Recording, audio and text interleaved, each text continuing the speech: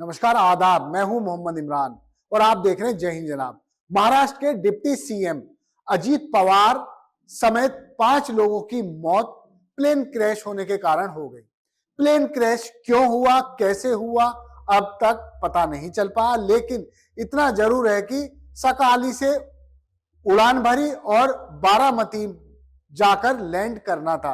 Runway पर पहले प्रयास में प्लेन लौट गया, लेकिन पायलट ने दोबारा प्रयास किया, मगर दूसरे प्रयास भी पूरी तरह फेल साबित हुए। प्लेन क्रैश कर गया। 5 लोग सवार थे, पांचों की मौके पर ही मौत हो गई।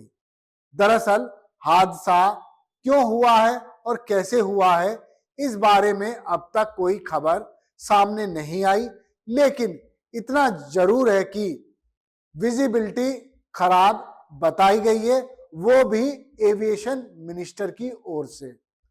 चार्टर्ड प्लेन था और बताया यह जा रहा है कि जो ये कंपनी है VSR वेंचर्स, ये हेलीकॉप्टर और चार्टर्ड प्लेन मुहैया कराती है और इसका ट्रैक रिकॉर्ड काफी खराब है। 2023 में भी एक बार हादसा हो चुका है, उससे पहले भी इस कंपनी के प्लेन्स में कई हादसे सामने आ चुके हैं। ये जिसमें डिप्टी सीएम अजीत पवार सवार थे, ये प्लेन था Bombardier Learjet 40XR high performance business class. इसी से वो ट्रेवल कर रहे थे और इसकी कुल क्षमता होती है 9 लोगों की और इसमें सवार थे 5 लोग, जिसमें 2 पायलट, एक क्रू मेंबर और एक सुरक्षा कर्मी यानी PSO।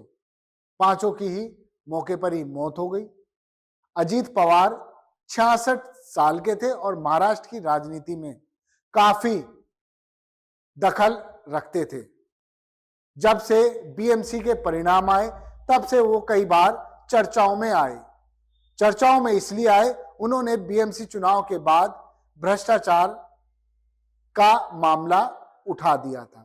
हालांकि भ्रष्टाचार के आरोप अजीत पवार पर भी लगे और बीजेपी उन्हें जेल भेजने की तरफ बढ़ गई, लेकिन उन्होंने फिर बीजेपी से ही हाथ मिलाया और महाराष्ट्र में डिप्टी सीएम बन गए।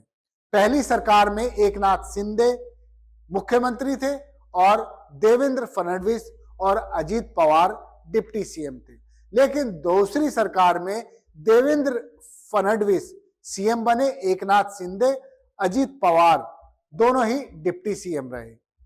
तब से वो लगातार अपनी पार्टी को मजबूत कर रहे थे और समय समय पर महाराष्ट्र की जनता की आवाज बनकर सामने आ रहे थे।